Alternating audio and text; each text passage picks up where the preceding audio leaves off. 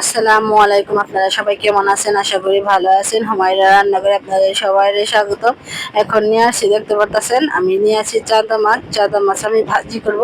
কিভাবে ভাজি করি আপনারা পুরো ভিডিওটা দেখতে থাকেন।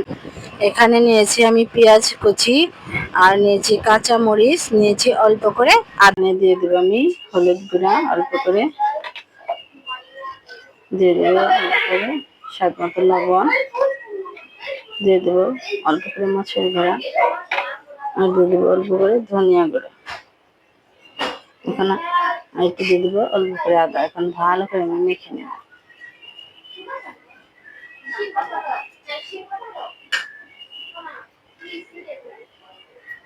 এখানে মাখানো হয়ে গেছে, এখন আমি কড়াইতে দিয়ে ভেজে নেব।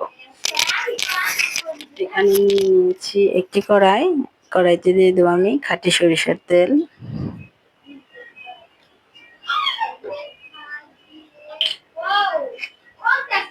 আর এখানে নিয়েছি কাঁচামরিচ আর পেঁয়াজ কুচি দিয়ে দেব।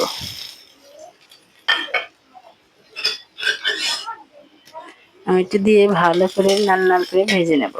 এই পর্যায়ে এই নুন হলুদ মাখানো মাছ আমি ভেজে নেব কড়াইতে দিয়ে। এই যে এখন দিয়ে দিলাম মাছ।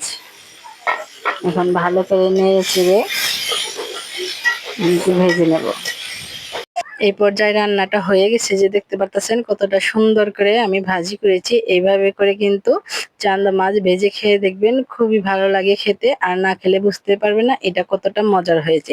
এই চান্দা মাছ দিয়ে 2 প্লেট ভাত কিন্তু আপনারা এমনিতেই খেয়ে ফেলতে পারবেন, আর কিছুই লাগবে না।